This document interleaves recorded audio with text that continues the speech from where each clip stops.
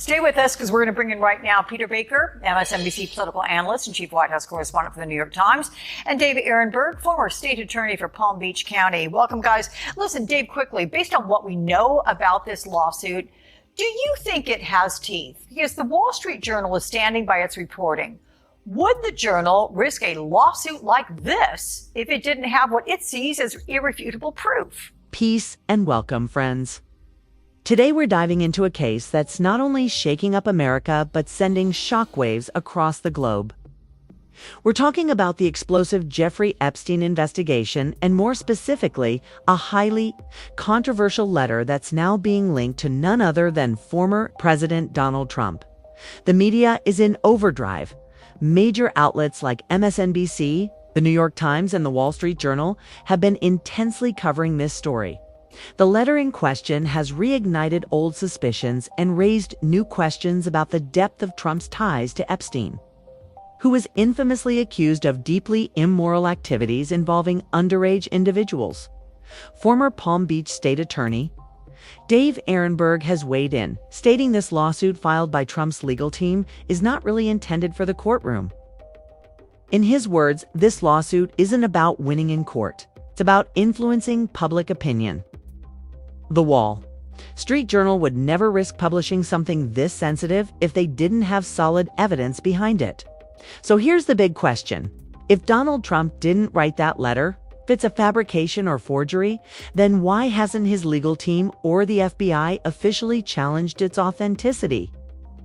Why hasn't anyone from his side come forward to publicly declare with evidence that this letter doesn't exist or that it's fake? Their silence is loud, and it's only fueling more speculation. Is the letter real? Who else might be implicated in Epstein's controversial past? And is this just the tip of the iceberg?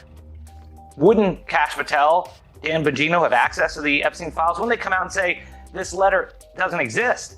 But they haven't said that because the letter is in the file. Now, perhaps Trump can say that the letter is a fabrication. Someone else signed his name and pretended to be Donald Trump. Stretches the imagination, but okay. But even then, if that were the case, the Wall Street Journal article is not false. The Wall Street Journal article just talks about the existence of such a letter. It didn't say it was definitely Donald Trump who wrote the letter with his signature on it. So this lawsuit is going nowhere. It's meant for the show, not for the go. Now let's talk about the public figures and political personalities who are speaking out openly about this controversy. One of the most vocal voices from the far right, activist Laura Loomer, issued a strong warning, saying this Epstein issue could completely consume President Trump's presidency. That statement has added fuel to the fire. But what's even more telling is how President Trump himself has responded. At first, he tried to downplay the entire situation, dismissing it as a boring case and encouraging his supporters to move on and stop giving it attention. But as pressure from his own political base grew, Trump seemed to shift his tone. He then publicly called for the release of grand jury testimony connected to the Epstein files, a move seen by some as a compromise or attempt at damage control. However, he also issued a warning, saying, even if we release the testimony, people won't be satisfied. They'll keep demanding more. This statement reflects Trump's growing frustration with the situation. And it's prompted speculation that he may be looking for someone to blame within his own circle. One name that keeps coming up is Pam Bondi, the current Attorney General. Some observers believe Trump may be preparing to use her as a scapegoat, trying to shift accountability for the lack of transparency. But according to reporting by NBC News, Bondi still enjoys strong support within the White House, especially from Chief of Staff Susie Wild, and she's widely seen as someone who is simply following the administration's directives. In other words, the public isn't buying the scapegoat narrative. Most people, even within Trump's base, believe that the real decisions lie with the president himself.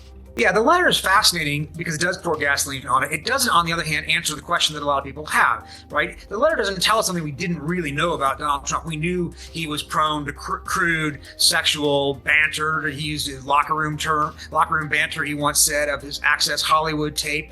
We knew that he was friends with Jeffrey Epstein. This obviously is a reminder of that, confirmation of that. It doesn't answer a lot of the questions a lot of people have, but it certainly fuels the fire. Absolutely keeps the story alive, and it encourages more suspicions that there might be more there to be hidden. You know, when the president says he wants to have grand jury testimony releases, A, of course, a judge has to approve that. So that's not a given by any stretch. And B, a grand jury testimony isn't the entirety of the file. So the problem for the president is even if they released. Now, here's the real question. Is all of this just political theater? Is it a distraction designed to confuse the public? A smokescreen to prevent us from seeing what's really going on behind the scenes? On July 1st, 2024, explosive new documents were released as part of grand jury testimony connected to the Jeffrey Epstein investigation. According to those transcripts, Epstein, then a man in his 40s, had been accused of committing deeply disturbing acts against girls as young as 14 at his Palm Beach mansion. This wasn't a recent accusation. The testimony actually dates back to 2006. It's 2 full years before Epstein secured his now infamous plea deal. A deal that many believe allowed him to escape true justice. These revelations have only intensified public outrage, especially as questions grow louder about who else may have been involved and what powerful names might be in those sealed documents. Former Palm Beach State Attorney Dave Ehrenberg didn't hold back. He made a critical point that has echoed across the media landscape. People aren't just interested in Epstein or Ghislaine Maxwell's charges. The public wants to know who these young victims were trafficked to. They want the so-called client list. That's what everyone's asking for. I mean, he's not wrong. That so-called list has become one of the most discussed and mysterious elements of the entire Epstein saga. But to this day, the U.S. Department of Justice and the FBI have both claimed that no such list exists. Still, many Americans and people around the world find that hard to believe. What raised even more eyebrows was a recent statement by Senator Dick Durbin, who said that FBI agents were allegedly instructed to flag any Epstein-related records that mentioned Donald Trump's name. That's right. According to Durbin, agents were told to keep an eye out for any connection between Epstein's records and the former president to isolate them, highlight them, and possibly contain them. That brings us back to the central question. Was this an attempt to protect Donald Trump, or is there something truly damaging being hidden? To add to the intrigue, President Trump initially dismissed the Epstein controversy as a boring case and suggested people should move on. But when his own political base started demanding transparency, he changed his stance, calling for the release of grand jury testimony. Yet in the same breath, he also admitted, even if the documents are released, people won't be satisfied. They'll keep asking for more. That's a telling statement. It shows the growing frustration inside Trump's inner circle and possibly fear about where this controversy is headed. Meanwhile, Attorney General Pam Bondi has also found herself in the middle of the firestorm. Some have accused Trump of preparing to use her as a scapegoat if public pressure continues to rise.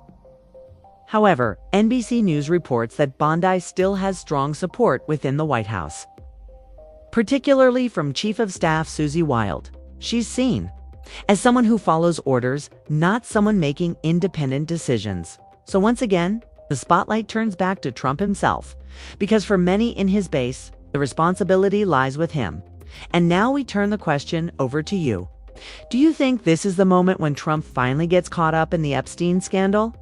Or is this just more media-driven hype designed to damage his presidency? Let us know what you think in the comments below. Your voice matters, and we're watching this story closely, just like you.